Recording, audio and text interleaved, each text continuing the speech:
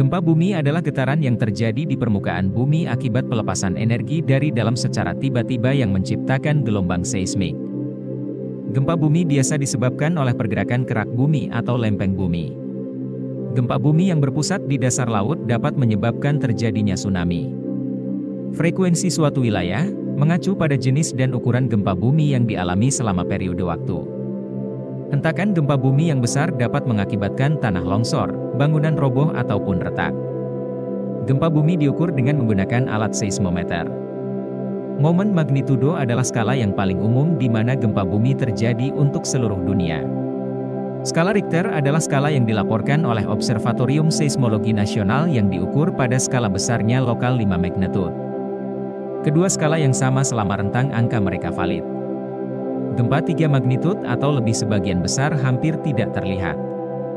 Jika besarnya 7 lebih, berpotensi menyebabkan kerusakan serius di daerah yang luas, tergantung pada kedalaman gempa. Gempa bumi terbesar bersejarah besarnya 9 magnitudo, terjadi di Jepang pada Maret tahun 2011, dan itu adalah gempa Jepang terbesar sejak pencatatan dimulai. Sehingga, memakan korban jiwa yang cukup banyak. Intensitas getaran diukur pada modifikasi skala Mercalli. Dalam pandangan Islam, dibenarkan gempa bumi terjadi karena fenomena alam semisal pergerakan lempeng bumi dan lain-lain.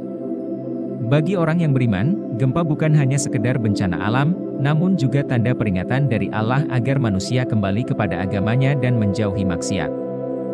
Allah yang menjadikan pergerakan lempeng bumi dan terjadilah gempa atas izin Allah. Allah mengirim gempa dan bencana alam sebagai peringatan kepada manusia. Allah berfirman, dan kami tidak memberi tanda-tanda itu melainkan untuk menakuti. Quran Surat Al-Isra, 59.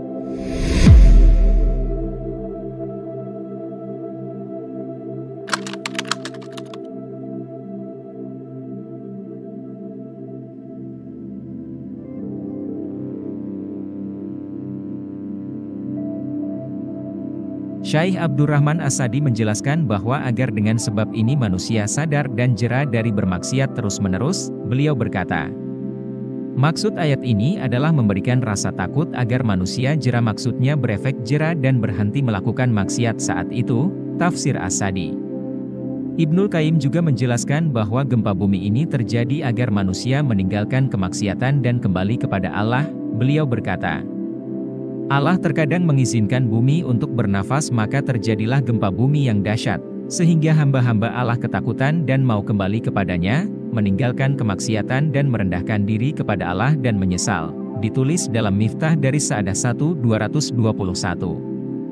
Musibah itu terjadi karena akibat perbuatan kita sendiri. Perlu diketahui bahwa segala musibah dan kesusahan dunia adalah disebabkan dosa kita dan akibat perbuatan manusia sendiri. Allah Ta'ala berfirman, telah nampak kerusakan di darat dan di laut disebabkan karena perbuatan tangan manusia, supaya Allah merasakan kepada mereka sebahagian dari akibat perbuatan mereka, agar mereka kembali ke jalan yang benar. Surat Ar-Rum ayat 41.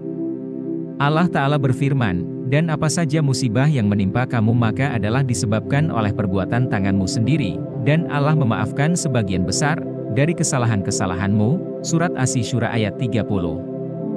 Pada ayat lain, Allah Ta'ala berfirman, apa saja nikmat yang kamu peroleh adalah dari Allah, dan apa saja bencana yang menimpamu, maka dari kesalahan dirimu sendiri. Surat An-Nisa ayat 79.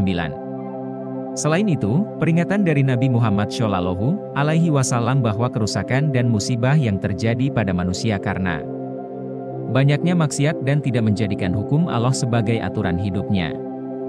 Beliau bersabda, hai orang-orang muhajirin, 5 perkara, jika kamu ditimpa 5 perkara ini, aku mohon perlindungan kepada Allah agar kamu tidak mendapatkannya. Tidaklah muncul perbuatan keji, zina, merampok, minum khamr, judi, dan lainnya, pada suatu masyarakat, sehingga mereka melakukannya dengan terang-terangan, kecuali akan tersebar penyakit-penyakit lainnya yang tidak ada pada orang-orang sebelum mereka. Dan tidaklah mereka menahan, tidak mengeluarkan, zakat hartanya, kecuali hujan dari langit juga akan ditahan dari mereka. Seandainya bukan karena hewan-hewan, manusia tidak akan diberi hujan. Tidaklah orang-orang mengurangi takaran dan timbangan, kecuali mereka akan disiksa dengan kesaliman pemerintah, kehidupan yang susah, dan paceklik. Dan selama pemimpin-pemimpin, negara, masyarakat, tidak berhukum dengan kitab Allah, dan memilih-milih sebagian apa yang Allah turunkan, kecuali Allah menjadikan permusuhan yang keras di antara mereka. Hadis riwayat Ibnu Majah, Syahihah nomor 106. Selain penjelasan yang tegas tadi, menurut Islam, gempa bumi adalah kejadian hebat di mana Allah Subhanahu wa Ta'ala menakut-nakuti para hambanya. Ia juga merupakan siksaan atas sebagian dosa-dosa dan kemaksiatan yang mereka lakukan. Jelas Isyam bin Muhammad As-Syarif seperti diterjemahkan Muhammad Fatih. Jauh-jauh hari, gempa bumi pernah terjadi di zaman para nabi. Di antaranya yang sangat dikenal terdapat 5 peristiwa gempa di masa Nabi. 1. Periode Nabi Soleh alaihi salam. Gempa pada masa Nabi Soleh dan kaumnya adalah peristiwa gempa pertama yang diceritakan dalam Al-Quran. Peristiwa tersebut terjadi sekitar 3.900 tahun yang lalu. Kaum Nabi Soleh, kaum Samud, bermukim di sebuah negara bernama Wadi Al-Qura. Wilayah tersebut didominasi oleh hutan yang subur karena banyak mata air bermunculan di lereng pegunungan. Sama seperti kaum Ad dari Nabi Hud alaihi salam, kaum Samud terbutakan oleh kesombongan hingga dibinasakan dengan sejumlah kejadian besar. Menurut tafsir Al-Munir jilid 15 oleh Profesor Dr. Wahbah Az-Zuhaili, mereka mendustakan datangnya hari kiamat. Kejadian besar berturut-turut ditimpakan Allah Subhanahu wa Ta'ala mulai dari guntur, angin kencang yang dingin selama 7 malam 8 hari, hingga gempa. Allah Subhanahu wa Ta'ala berfirman dalam surah Al-Araf ayat 78 dan 91. Artinya, maka, gempa, dahsyat, menimpa mereka sehingga mereka menjadi mayat-mayat yang bergelimpangan di dalam reruntuhan tempat tinggal mereka. 2. Periode Nabi Lut alaihi salam. Bencana gempa juga menimpa kaum Nabi Lut alaihi salam yang bertempat tinggal di negara Syams.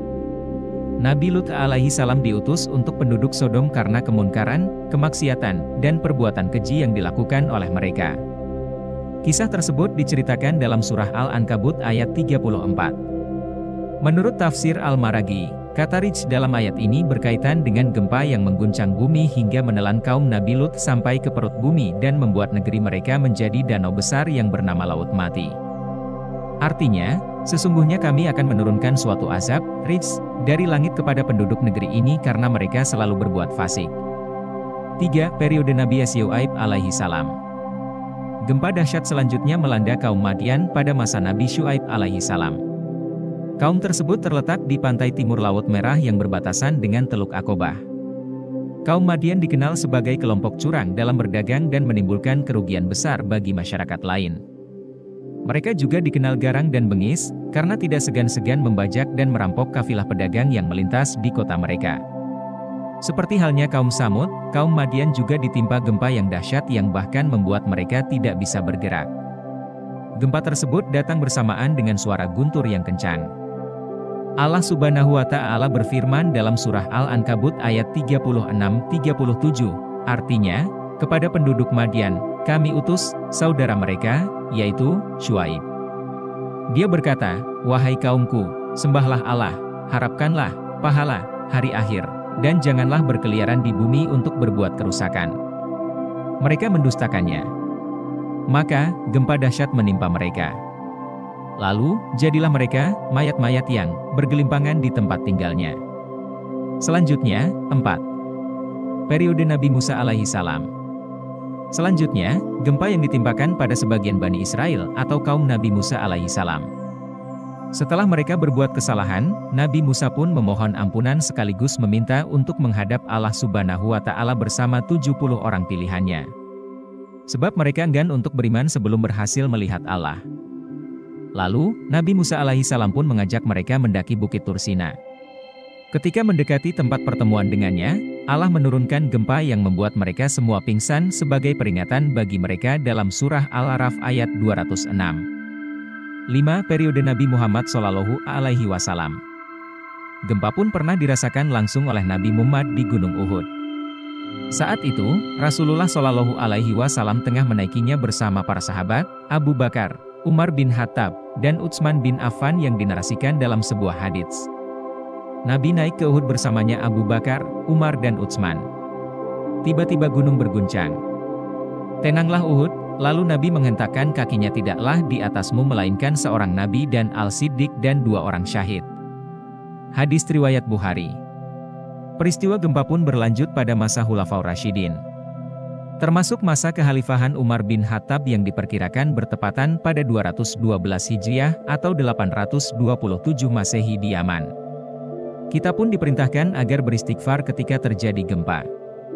Istighfar sangat mudah dilakukan dan itulah seharusnya yang dilakukan ketika terjadi gempa, bukan teriak-teriak atau kata-kata yang menunjukkan penyesalan dan murka atas takdir Allah.